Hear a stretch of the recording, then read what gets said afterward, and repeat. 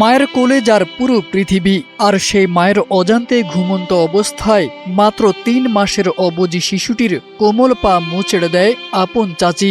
হৃদয় বিদারক সেই দৃশ্যের একটি ভিডিও ছড়িয়ে পড়েছে সামাজিক মাধ্যমে। পরিবারের দাবি, দীর্ঘদিনের সন্দেহ থেকেই শিশুটির মা গোপনে মোবাইলে ভিডিও ধারণ করেন, আর তাতেই ধরা পড়ে নির্মমতার সেই দৃশ্য। তবে এবার সামনে এসেছে নতুন মোড়।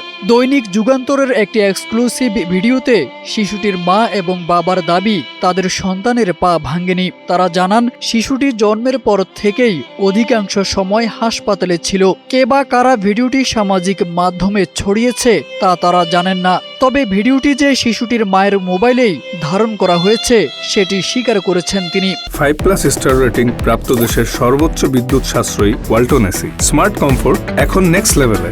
এরপর থেকেই প্রশ্ন উঠতে শুরু করেছে, তাহলে কি অদৃশ্য কোনো শক্তির চাপে পুরো বিষয়টি ধামা চাপা দেওয়ার চেষ্টা চলছে? ঘটনাটি ঘটেছে নরসিংদী সদরে। ভিডিওটি ঘিরে এখন এলাকা জুড়েও তীব্র ক্ষোভ ও চাঞ্চল্যের সৃষ্টি হয়েছে।